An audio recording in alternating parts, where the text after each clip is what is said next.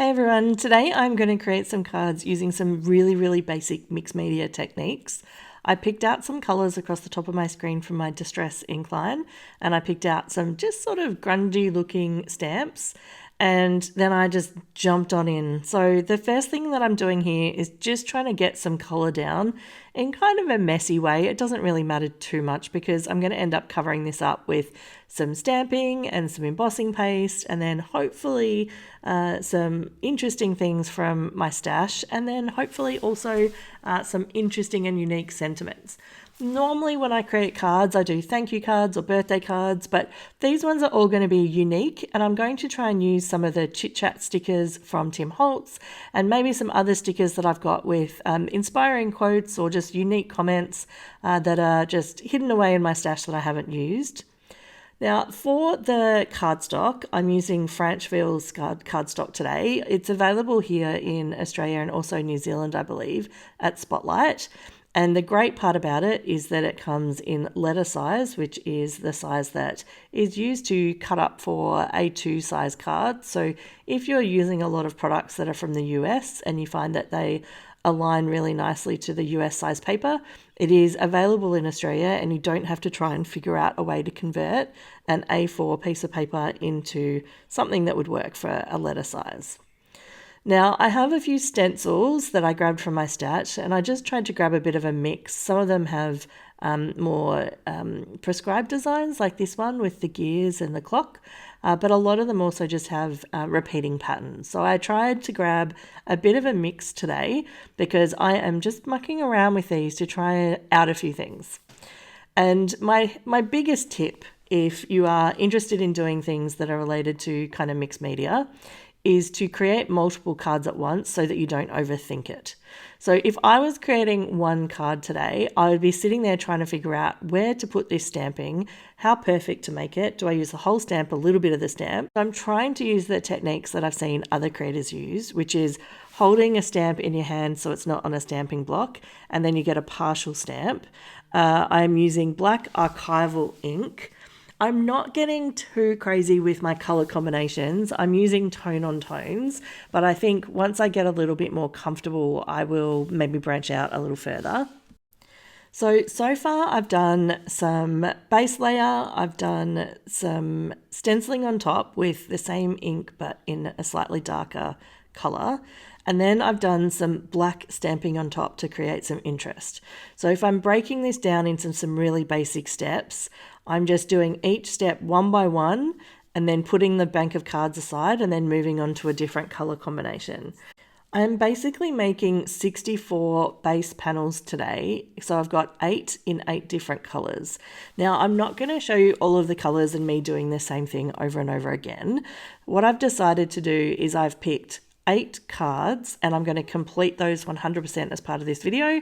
And then I've got all of the panels put aside, and I'm going to try and do different techniques, or I guess expand on my multimedia card techniques and do them a little bit differently. So for these ones, I'm really showing you just how quickly and simply I'm creating multiple base layers, a scripty stamp, a couple of shapes, anything that you've got that isn't something that is identifiable as, like, I wouldn't use, I mean you could, but my choice is all the little stamps that you don't often use perhaps on a stamp set. If you dig out a few of those, I'm sure you'll have some that will allow you to do things like arrows or little stars or these rectangles, anything that's just going to add a little bit of interest, keeping in mind that some of this is going to be covered up. And you can tell that I'm using or creating slightly different focal points on each of these cards. I'm trying very deliberately to not have them all exactly the same. And what that's going to mean is when I get to the point of adding the final stages to the card, I can make some good choices because all of the ephemera that I use on these is not going to be exactly the same. So for these blue ones, these are quite interesting because you can see when I've done the inking, I've kind of done, especially you can see in the top one, I've done a bit of a hockey stick kind of shape. And then on others, I've done a bit of a backward moon shape. They're all a little bit different. And that was quite deliberate. And we will see if these work out. But I was just going with the flow. I was very much out of my comfort zone, I might add. Across the top of my screen there, you can see the different colours that I have used, and you can see the bright yellow, and there's some orange in there and some green. But the cards that I'm going to complete today are going to be these blue ones here, and then a couple of the different tones of brown. So I think it's 4 blue and 4 brown I'm going to complete today. With this paste, this is just the standard texture paste, and I did not seal the ink underneath. I just put it straight on top, which means there is a little bit of a reaction as it dries. And interestingly enough, from this blue ink, which is Blue Sketch, it comes out in kind of a bit of a pinky tone, which I was not expecting. And I do think to stop that happening, you can actually put Distress Micro Glaze over the top of your ink, and then that will create a bit of a barrier so that if you do paste like this in white, it won't absorb the colour. So depending on what look you're going for, you can either do it with or without micro glaze. Today I have done it without, and on some of the other cards I'll make sure I use some micro glaze so that I can test that out and see the difference. In terms of putting the paste onto these cards, I did, out of the 8 different colours, I did paste on 5 of them and 3 of them I left without. And as I complete these cards later in the video, you will see that some of the designs I didn't have any paste and some I did. And I'm really curious as to whether you think the ones with paste look better than the ones without. So when we get to that point, I will ask that question, and then I would love to know what you think in the comments below.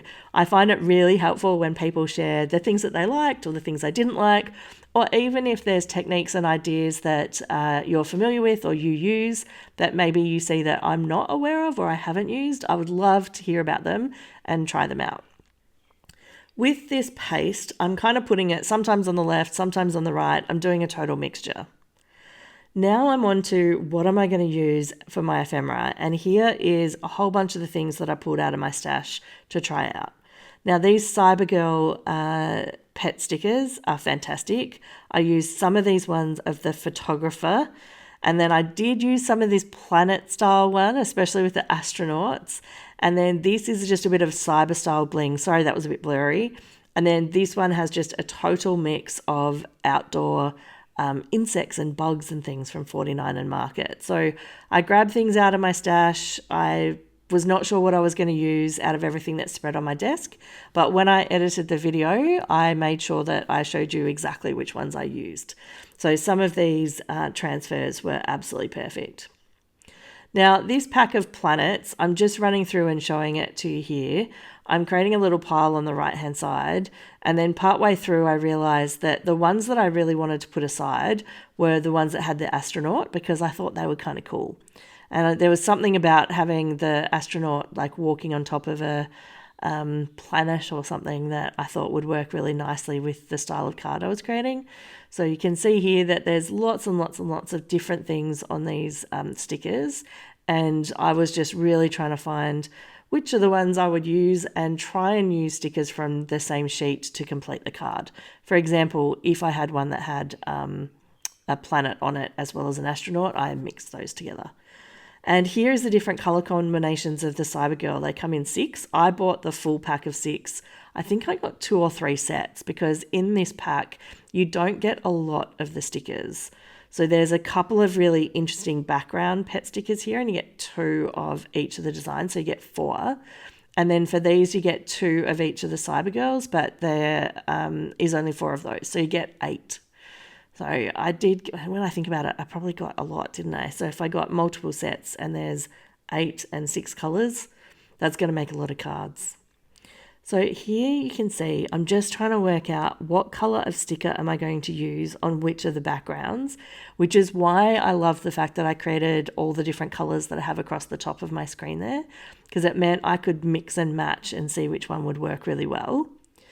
The Cyber Girl that I picked was the blue, and some of them really do look like a completely different blue to the ink colour, and so I had to be really careful which one I picked, but these two seem to suit really nicely. One of the other things that I'm using here is some more of this kind of PET tape, and I call it PET tape. Oh, I keep saying PET, but it's PET tape. it is plastic tape that will go over the top of something. Like it's not transparent, it's opaque. And what that means is it's quite different to with washi tape where you can see through it really easily. With this, the printing is directly on top and you cannot see through it unless it's a really, really light colour. So with these ones here, when I put them on top of this inking, you might see a little bit of the ink through, but not too much. I also did get my scissors out and cut off a little bit of that clear border that goes around the sticker. And it's just because it makes it look a little bit more finished when you put it on the card. It's really not that visible, but especially when I have something going off the edge of the card, I wanted to make sure that I had trimmed that down. So for these other pieces, I was just trying to find ways that I could add a little bit more interest, putting a couple of stickers behind where I'm going to put the Cyber Girl sticker, just adds just a little bit more to the card. So these ones do have the paste on it down the left-hand side, and then I'm attaching the main feature off to the right. And you can see that as I'm doing it, I'm really trying to balance where am I going to put this so that I make the most use out of where I have the ink, where I have the paste, and then also where those stamps are coming through as well. Here I'm a little bit indecisive. I'm feeling like this one on the left needs something a little bit more interesting added to it, but in the end, I did not add anything on the left-hand side. I just let all the interest sort of wave through the middle of the card to the bottom right. And here I've added Be Fearless and Be You Bravely. A lot of really cool sentiments that I have used on these cards, and I really think that they're going to be enjoyed. And I actually think they'd be quite good for teenagers. So I'm interested in what you think about that, whether or not you think these would be great teenage cards. Now, for the astronaut ones, I did not film creating them, but they were exactly the same as with the previous one. And I just added the astronauts kind of stepping on a planet, which was kind of fun. Now we're moving on to where I did some of the brown backgrounds, and for these I used up some of these bugs and insects, and in particular the mushrooms. Now because these are transfers and they're the ones from 49 and Market, their quality is absolutely incredible. I would cut out each item that I was going to use first and then peel off the backing layer and attach it to the project. Now, when I put that down, I'm not sure if you noticed that I hesitated, but I went to put it down and realized it was wonky, but it had already started attaching to the cardstock. So I just put it exactly where it was. If I had tried to peel it back up again, it would have broken the image and then it wouldn't have worked out quite as nicely. So I need to be very careful, or you need to be very careful when using these because they do stick very, very well to cardstock. The other thing as well is always the entire page of the transfers is full of interesting things. And in this particular case, there's a lot of little bugs and things that are spread throughout either the sentiments or the jars.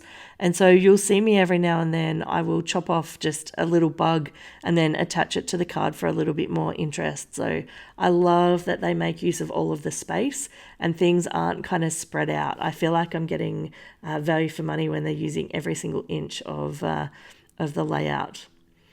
Now for this one, I was just trying to put something of interest down the right hand side, and this Explore More sentiment was absolutely perfect. I did chop off the bits that hung over the edge before I actually pressed down the transfer and then peeled off the backing layer, and that was because they've got some really gorgeous little designs on the bits I cut off. And once I've removed the clear plastic from the top of this piece, I can actually put those bits down to make sure that nothing gets wasted. This little stylus that I'm using, by the way, I just got this at Spotlight in a pack of 6. I think it was $1. They had them on clearance, I think. And because I do a lot of transfers and a lot of scoring, I often use a stylus for the scoring. And these ones in the pack, I think there was 5 or 6, and they had a different size sort of ball on the end of the stylus. And this one here, I think, was the biggest one, and it worked absolutely perfectly for doing the transfers. And I much prefer it than using kind of a icy pole stick or a popsicle stick, or even just the little flat thing that comes in the pack. So that worked out perfectly for me to grab a stylus to use for these. This is what I was talking about earlier with the little bugs, and there was one that I attached, and then these two, I chopped them out as one piece and then just worked out a way that they would make sense on the card without me needing to chop them down into individual ones. So I was able to attach the two of them at the same time, which was really helpful as well. You might notice that when I'm using the transfers, I'm being really gentle when I'm peeling up the clear plastic. If you do it slowly, if you haven't completely put the transfer on properly, you'll feel that it doesn't come off cleanly and that you need to spend some more time pressing it down. And then once I remove the clear plastic, I then make sure I run my fingers over it gently so that everything is pushed down, because if a little section has been pulled up, it will easily tear and break. And as much as I love the transfers, when they have a break or they're not attached correctly, it looks a bit visible because you can actually see that part of the image is missing. Now I'm moving on to maybe the photography ones. I'm really not sure what I'm going to do here, but I love the idea of using these little frames.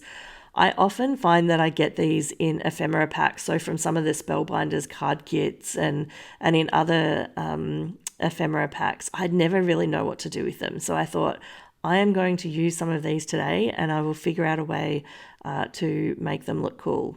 I don't know if I succeeded. Again, maybe let me know in the comments what you think about these cards and perhaps which one's your favourite. That would be great to know as well.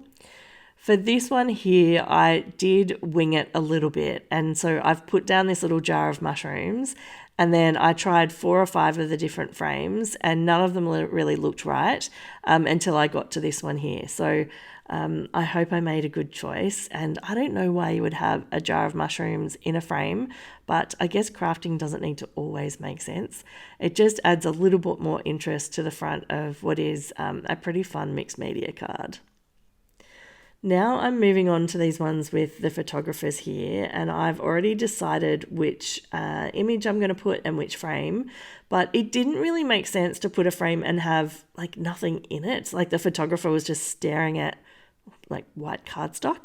So I thought I'll grab a couple of these little stickers that are really sort of hills and backgrounds, and I'm being very, very frugal here with my stickers. Totally unnecessary because I have loads of them. I did go on a very big shopping spree and I feel like I got most of the different designs in the store. But I'm cutting down this clear edge again because it just makes it look a little bit more crisp. And then I've put half on one card and half on the other. And now it's all about lining up the frame in the right spot and then about putting the photographer in the right spot as well so that you can see that beautiful landscape background. And it really does look like they're taking a photo, I think. I really like this design. And I also like the fact that the way that I've put the sticker on, she's kind of in the frame but outside of the frame. I don't know. I like it. I hope you guys do too. With this one here, because I've already attached the sticker and this photographer is wearing a backpack, I think the other one is too, but with this one, it seemed to take up more of the frame size than the other one. And so this was a little bit fiddlier. And I was trying to figure out how am I going to put this at an angle where you can actually see the mountains in the background. And I think it's less visible when I finish this card. And I have put it on more of an angle. So again, this is me just trying things out, doing a little bit of trial and error. I think I prefer the angle of the other one. It's not completely straight, but this is a huge angle and it feels a little bit overdone. But again, I'm looking for feedback, so let me know what you think of these ones too. Here I am sorting through all of these sticker statements and trying to find something that will match with the vibe of these mixed media cards. And so far I have found that after looking through them really carefully, I tend to find ones that I think are going to be suitable, which is really great. I think once I've used up some more, maybe that would become a little bit harder because not all of the sentiments are going to be ones that I'm going to use. But I do like that I end up with something that is quite different to just a normal happy birthday or a thank you card.